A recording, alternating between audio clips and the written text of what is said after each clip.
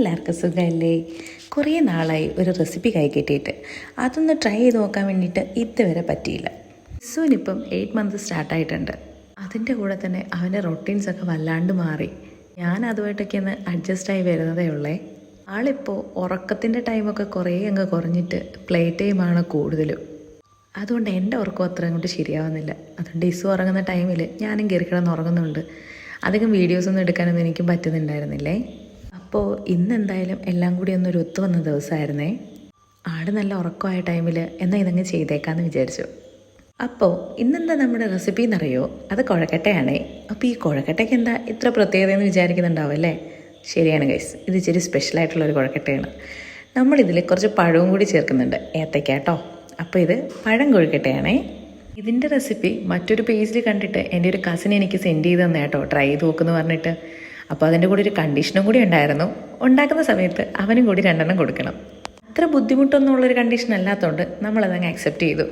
ഒരു സർപ്രൈസായിട്ട് സാധനം കൊണ്ട് കയ്യിൽ കൊടുക്കാമെന്ന് വിചാരിച്ചപ്പോഴാണ് ആൾ കറങ്ങിത്തിരിഞ്ഞ് വീട്ടിലെത്തിയിട്ടുണ്ടായിരുന്നേ. അങ്ങനെ നമ്മുടെ സർപ്രൈസ് എന്തായാലും പൊളിഞ്ഞു. പോയതൊക്കെ പോയിക്കോട്ടെ, നമുക്കെന്നാൽ സ്റ്റാർട്ട് ചെയ്താലോ പരിപാടി. നമുക്ക് കുറച്ച് ഏത്തപ്പഴം വേവിക്കാൻ വേണ്ടിയിട്ട് വെക്കാമേ.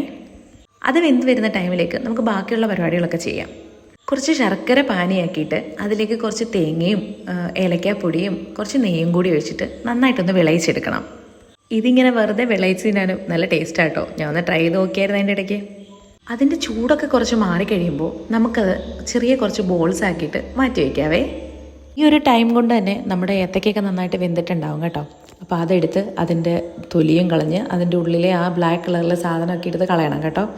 എന്നിട്ട് അത് നന്നായിട്ടൊന്ന് സ്മാഷ് ചെയ്തെടുക്കണം. ഈ നന്നായിട്ട് സ്മാഷ് ചെയ്തതിലേക്ക് നമുക്ക് ആവശ്യത്തിനുള്ള അരിപ്പൊടിയും കൂടി ഇട്ടിട്ട് അതിൻ്റെ കൂടെ കുറച്ച് ഉപ്പും കൂടി ഇട്ട് നന്നായിട്ടൊന്ന് മിക്സ് ചെയ്ത് വെക്കണേ.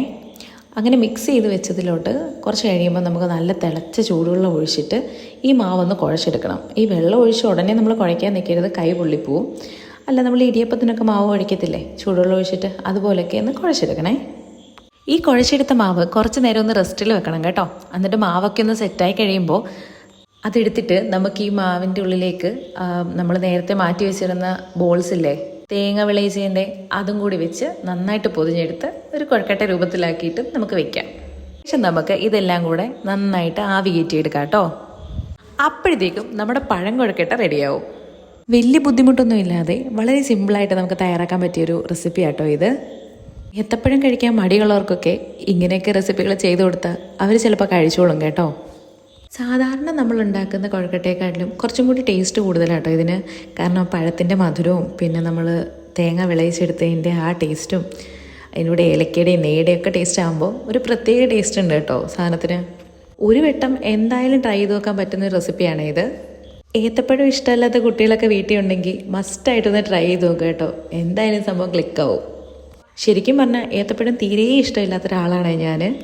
ഇങ്ങനെയൊക്കെ എന്തെങ്കിലും സാധനങ്ങൾ ഉണ്ടാക്കുമ്പോൾ അതിൽ ഏത്തപ്പഴം ആഡ് ചെയ്താലും വലിയ ബുദ്ധിമുട്ടായിട്ട് തോന്നാറില്ല കഴിക്കാൻ. അപ്പോൾ എന്തായാലും എല്ലാവരും ഒന്ന് ട്രൈ ചെയ്ത് നോക്കുക കേട്ടോ. സംഭവം എല്ലാം റെഡിയായതിന് ശേഷം നമ്മുടെ ഈ റെസിപ്പി അയച്ചു തന്ന ആൾക്കും നമ്മൾ കൊടുത്തു കേട്ടോ. അപ്പോൾ ശരി ഗൈസ്, നമുക്ക് മറ്റൊരു വീഡിയോയിൽ കാണാമേ. ബൈ.